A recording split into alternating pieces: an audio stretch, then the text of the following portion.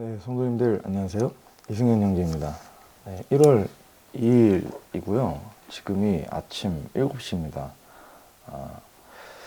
예, 오늘은 이제 어제 1장에 이어서 잠언 2장을 보겠습니다.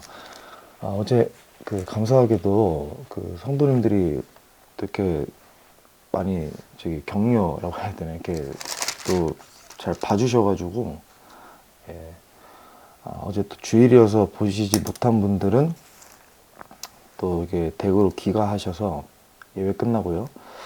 또 이렇게 잠언 말씀에 묵상해 주신 성도님들도 계셔서 참 힘이 되었습니다. 2장이고요. 1절부터 6절까지 먼저 보겠습니다. 네, 1절을 보시면 내 아들아 라는 말로 시작을 합니다. 이 잠언의 성격이 또 이렇게 나오는 것 같아요. 내 아들아 라는 표현이 쓰이면서요. 그러니까 아버지가 아들에게 또 자녀들에게 어떤 그런 주는 지식, 지혜, 또 책망, 훈계, 경고 이런 말씀들이 담겨져 있는 책이라는 것 같습니다.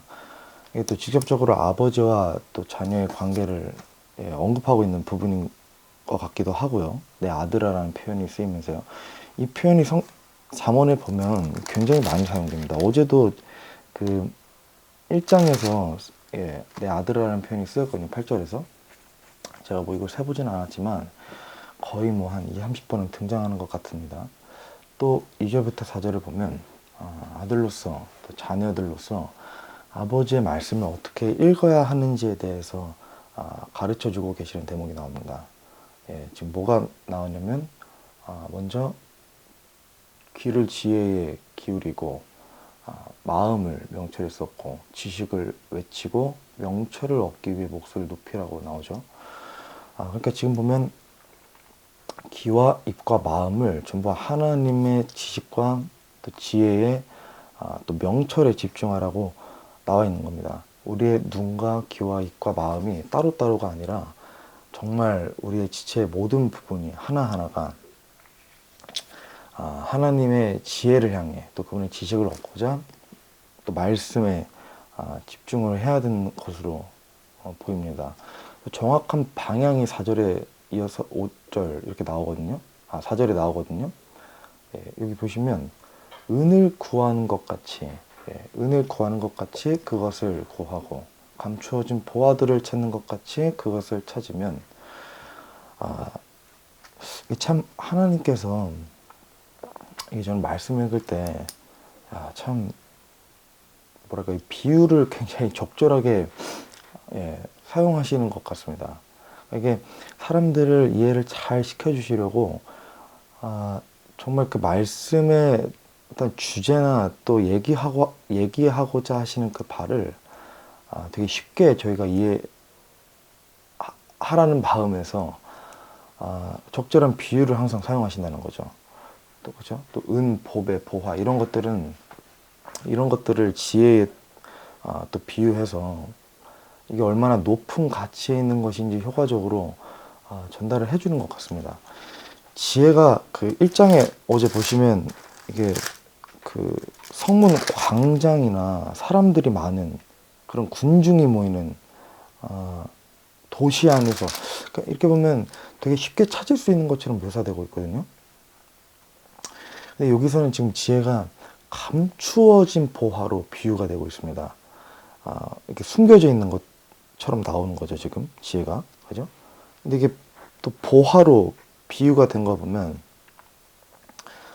이게 아예 못 찾게 숨겨놓은 것이 아니라 찾으려면 찾을 수 있지만 이게 그만큼 소중한 가치를 지니고 있다는 것을 좀 설명하고 있는 것 같습니다. 또 5절, 6절 보시면요. 또 4절에 이제 그것을 찾으면 그러니까 은을 구하는 것 같이 그것을 구하고 감추어진 보물을 찾는 것 같이 그것을 찾으면 그때의 주 두려워하는 것을 깨닫고 하나님 아는 것을 발견하리니 이는 주께서 지혜를 주시며 그분의 입에서 지식과 명철이 나오기 때문이니라. 1장에서도 이거는 좀 살펴볼 수 있었던 내용이죠. 하나님을 두려워하는 것과 이 지혜가 모르겠습니다. 같이 움직인다라는 표현이 뭐 맞는지 모르겠지만 어쨌든 그만큼 이게 뗄래야 뗄 수 없는 그런 것 같습니다. 그러니까 하나님을 두려워하는 것이 지혜를 얻을 수 있는 방법이고 또 지혜를 얻기 위해서 하나님을 두려워하는 자세가 필요하다는 거죠. 하나님을 두려워하는 것에 대해서는 1장에서 저희가 나눠봤습니다. 이게 단순히 공포심만 이렇게 막 막연하게 가득한 그런 두려움이 아니라 정말 원어도 저희가 살펴봤듯이 야레였나요? 예, 그 설명하고 있듯이 이렇게 존경심 또 경외심이 포함된 겁니다. 예, 그런 단어입니다. 그래서 하나님을 두려워하고 또 하나님을 찾는 자들에게는 이게 주어지는 게 있습니다. 어떤 세상의 부나 어떤 그런 명예나 어떤 높은 그런 뭐랄까 위치나 이런 게 아니라 정말 세상의 어떤 것들도 비교가 되지 않는 그 지혜가 주어지는 겁니다. 하나님의 지혜가요. 이 세상을 사는 지혜인 거죠. 또 이어서 7절부터 9절까지 보겠습니다. 그분께서는 의로운 자들을 위하여 건전한 지혜를 모아두시며 곧바르게 걷는 자들에게 방패가 되시고 판단의 공의의 행로들을 지키시고 자신의 성도들의 길을 보존하시나니 그때에 내가 의와 판단의 공의와 공평을 깨닫고 참으로 모든 선한 행로를 깨달으리라. 네, 7절부터 9절까지 보니까요. 우리가 두려워해야 하는 주 하나님은 어떠한 분이신가에 대해 지금 나와 있습니다. 그분은 지혜를 나눠주시는 분이시고 곧바르게 걷는 자들의 방패가 되어주시는 분이시고요. 공의와 공평의 길로 인도하시는 분, 또 성도들의 길을 보존하시는 그런 분이신 겁니다. 의와 공의와 공평의 하나님이신 겁니다. 사람은 공의로울 수도 없고 공평할 수도 없죠. 그죠? 사람이 사람을 보기에 어떠한 인간적인 기준, 또 세상의 어떠한 그런 기준들로 이 공의와 공평하다라고 얘기할 수는 있지만 사실 절대적이지도 않고 완벽하지도 않습니다. 또 중요한 거는 무엇보다 하나님께서 정하신 기준에 사람은 맞춰줘야 하니까요. 그런 기준에 따르면 사실 그 누구도 공의로울 수도 없고 공평할 수도 없는 겁니다. 어렵습니다. 하나님만 홀로 공의로우시고 공평하시고 또 의의 하나님이신 겁니다. 이런 지금 주 하나님께서 그죠? 말씀하시는 겁니다. 이 의로운 자들, 그러니까 구원받은 성도들이죠. 그들에게 지혜를 나눠주시기 위해 지혜를 모아두셨다는 겁니다. 그래서 하나님을 날마다 두려워하고 찾는 자들에게는 이 만군의 주께서 모아두신 지혜를 자신의 성도들에게 아낌없이 나눠 부어주시는 것 같습니다. 어디까지 읽었죠? 9절, 그죠? 10절부터 한번 읽어보겠습니다. 12절까지 읽어보겠습니다. 지혜가 내 마음에 들어가고 지식이 내 혼의 기쁨이 될 때에는 분별이 너를 보존하여 명철이 너를 보호하여 분별이 너를 보존하며 명철이 너를 보호하여 악한 자의 길과 비뚤어진 것들을 말하는 자에게서 너를 구출하리라. 예. 우리가 방금 읽은 구절처럼 우리 주님을 두려워하고 찾으면 그분께서는 지혜를 자신의 자녀들에게 아낌없이 부어주십니다. 이 지혜는 우리 삶 속에서 지금 이런 작용을 하는 겁니다. 이 10절에서 12절 읽은 구절처럼요. 딱 이런 일을 하는 거예요. 우리 삶 속에서 이 지혜는 그러니까 분별력과 또 여기 좀 뭐라 나와 있죠? 명철, 분별력과 명철로 악한 자들과 불신자들의 기와 말들에서 지금 지켜지고 보호되는 겁니다. 저와 여러분이요. 그러면 저희가 실족하지 않을 수 있죠. 그러니까 죄를 짓지 않을 수 있죠. 넘어지지 않을 수 있는 겁니다. 네, 근데 10절을 다시 보면요. 저는 그 지혜가 지금 마음에 들어온다고 하잖아요. 이 표현이 조금 주목됩니다. 이 원어가 레브라는 단어가 쓰였어요. 이게 이제 유대인들에게 이 단어가, 그러니까 히브리인들에게 이 단어가 어떻게 좀 사용이 되냐면, 그러니까 단순히 뭐 마음만 뭐 이렇게 딱 정의를 하는 것이 아니라 인간의 내면을 구성하고 있는 이 모든 것을 총체적으로 얘기하는 말이라고, 지칭하는 말이라고 합니다. 이 랩이라는 게요. 그러니까 이제 크게 세 가지를 보는데 지성, 감성, 의지가 있거든요. 그러니까 이 인간의 내면을 구성하는 모든 것, 이 모든 부분이 총체적으로 지금 지혜에 사로잡혀야 한다는 그런 뜻으로 저는 좀 해석이 됩니다. 그렇게 되면 우리 혼이 즐거워하고 기뻐하게 되는 결과가 나온다는 거죠. 그러니까 구원받은 그리스도인이 이 성령의 열매를 맺기 위해서는 이 지혜를 하나님께 반드시 구해야 하는 것 같습니다. 13절부터 15절인데요. 그들은 곧바른 행로들을 떠나 어둠의 길들로 걷고 악을 행하는 것을 기뻐하며 사악한 자의 비뚤어진 것을 즐거워하나니 15절입니다. 그들의 길들은 굽었고 그들은 자기 행로들에서 비뚤어졌도다. 아까 이제 12절에서 읽은 악한 자의 이 정체가 나오는 대목입니다. 아까 12절에 악한 자의 길과 비뚤어진 것들을 말하는 자에게서 너를 구출하리라 라고 읽었잖아요. 그러니까 여기에 나오는 악한 자의 지금 정체가 나오는 대목입니다. 이 악한 자는 누구인가에 대해 지금 여기서 설명하고 있는 겁니다. 하나님의 말씀에서 떠난 육신의 길로 걷고 육신의 악한 일들을 행하는 것을 기뻐하고, 그죠? 어둠의 길들로 걷고, 또 그들의 길은 올바르지 않고 구부러진 그런 사람들인 겁니다. 1장에서도 이 부분 살펴봤었는데요. 그들의 결말은 파멸이었습니다. 파멸. 그러니까 책망을 듣고 회심하지 않은 자들의 결말이 파멸이었던 거죠. 그래서 1장에서도 살펴봤듯이 그들은 하나님을 조롱하고 멸시하고 무시했던 자들입니다. 그래서 하나님 말씀을 듣지 않아요.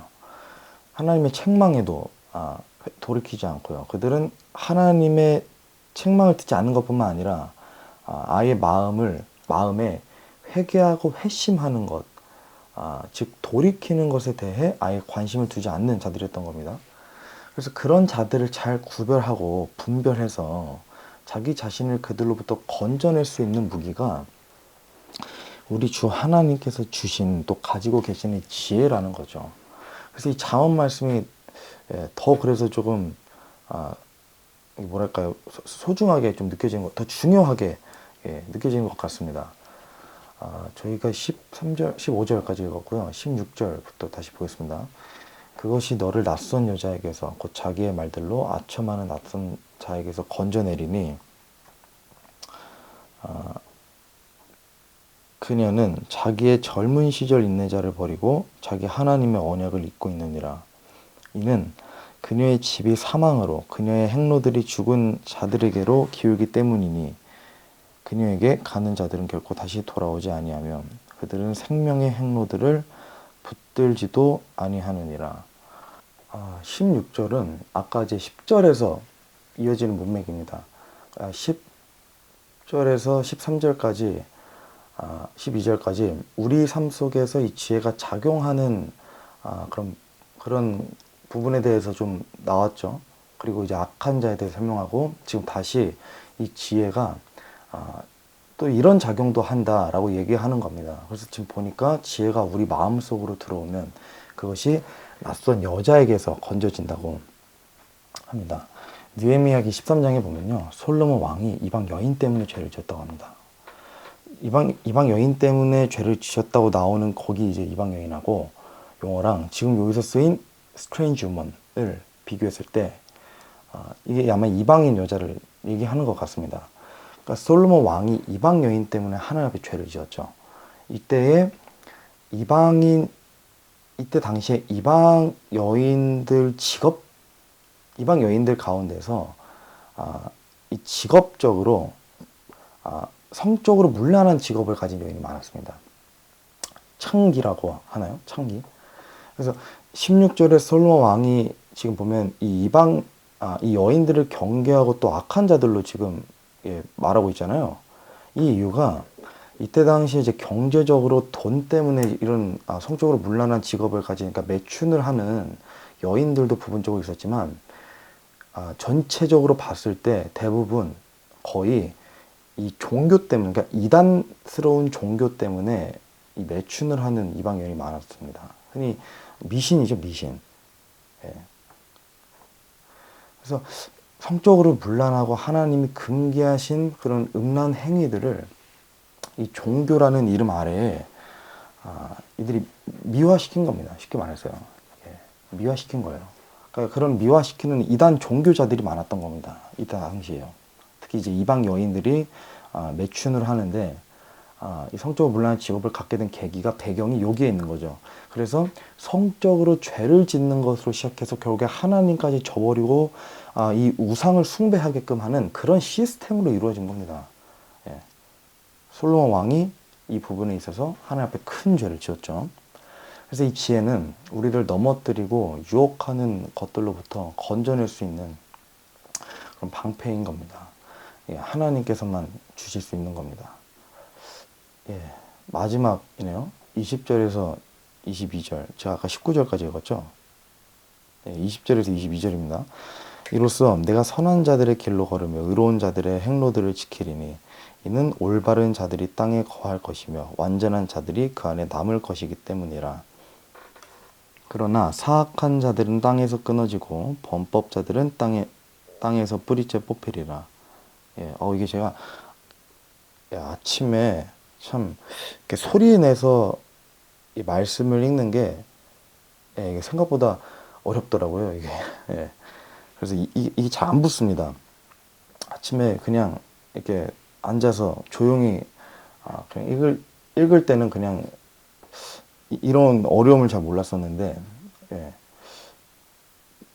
예. 근데 이게 또 좋은 면모도 좀 있는 것 같아요. 하나님의 말씀을 또 소리내서 읽는다는 게 조금 더 뭐라고 해야 될까요? 좀 이 더 말씀이 더 와닿는다고 해야 되나요? 예.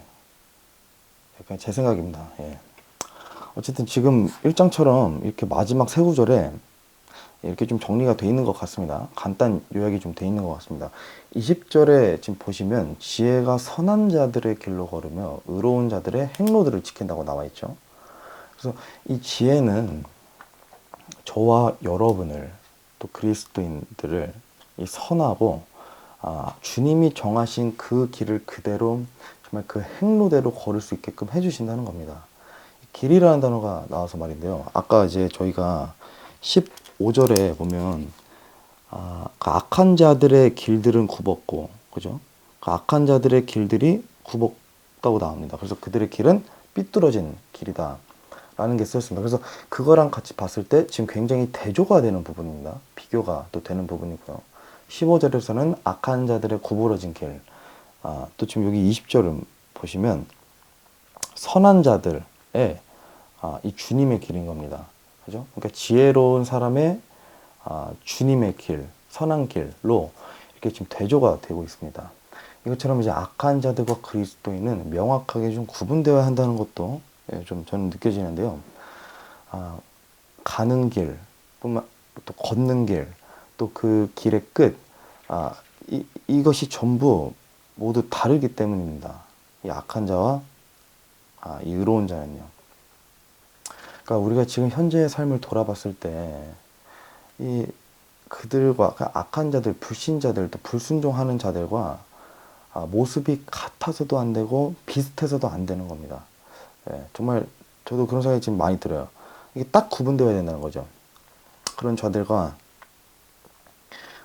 저와 여러분의 모습이 정말 명확하게 좀 구분되어야 한다는 거죠. 이 길 자체가 다르기 때문에요. 그죠? 21절에는 이런 또 의로운 자들이 땅에 거한다고, 그죠? 나와 있습니다. 또 완전한 자들이 그 안에 남을 것이기 때문에 이 완전한 자는 완벽하고 정말 퍼펙트맨이 아니라 이거는 이제 하나님의 법, 그냥 하나님의 지혜로 이 세상을 살아가는 자들, 또 구원받은 자들을 얘기하는 거죠. 완전한 자들. 그래서 잘 아시다시피 이 구약 성경을 보면 이 하나님께서 이스라엘 백성에게 주시는 큰 복 중에 이 하나가 땅입니다. 땅. 예. 하나님께서 주신 큰 복이에요. 땅은 이 삶의 터전이자 또 하나님께서 이 땅을 이 뭐랄까요, 이 실질적인 보상으로 이 땅에서, 이 세상에서 실제 하는 땅을 주시는 겁니다. 그죠?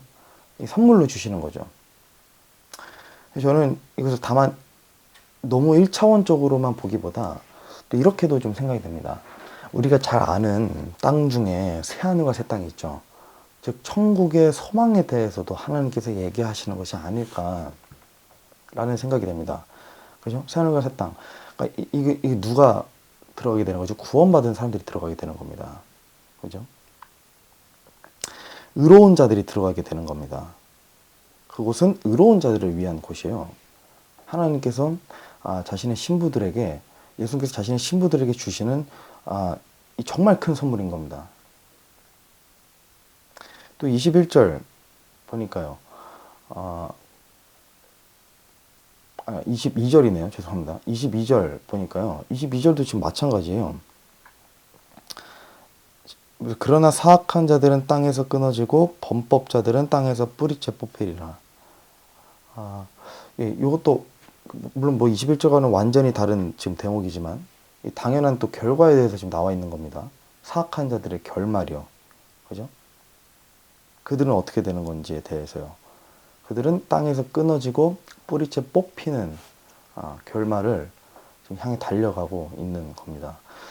이제 이것 또한 저는 이제 1차적으로는 이제 당연히 땅에서의 죽음, 어떤 그 육신의 결말, 뭐 육신의 사망을 얘기하는 것일 수도 있지만 제 생각에 궁극적으로는 결국에 이 부분도 21절처럼 책망을 듣고 끝까지 돌이키지 않고 회심하지 않고 회개하지 않는 그런 자들의 결말이 아닐까 싶습니다.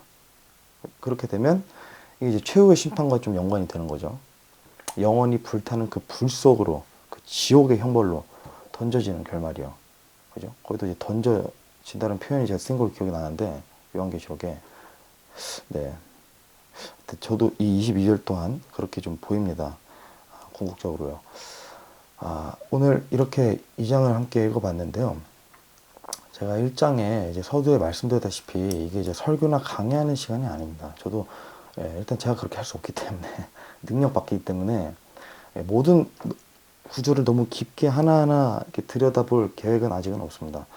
물론 제가 개인적으로 좀 중요하게 느껴지는 부분이나 찔림을 받은 부분이나 이런 부분에 대해서는 제가 어제도 그렇고 오늘도 그렇고 이렇게 조금씩 그렇게 좀 더 깊게 살펴본 부분이 있는 것처럼 그렇게 어느 정도 살펴볼 생각은 있지만 모든 구조를 다 그렇게 할 계획이 아직은 없습니다. 이게 뭐 시간도 그렇고요.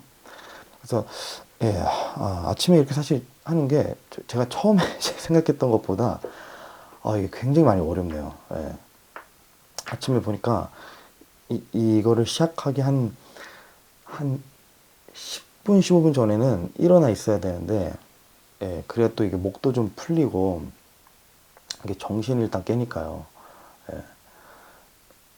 어쨌든, 그래도 이게 출근 전에 또 이렇게 하루를 일로 시작하기 전에 이렇게 잠언 말씀을 묵상하는 것이 참, 어제도 이렇게 참 많은 유익이 있는 것 같습니다. 어쨌든 이렇게 잠언 말씀으로 무장하면서 시작하는 하루가, 성도님들도 그렇게 되셨으면 좋겠고요. 참 저는 감사함이 있습니다. 어쨌든 오늘 1월 2일 잠언 말씀을 함께 살펴봤고요. 오늘 하루도 이 말씀 붙들고 정말 하나님께서 기뻐하시는 삶을 사는 그런 지혜로운 그리스도인이 되셨으면 좋겠습니다. 감사합니다.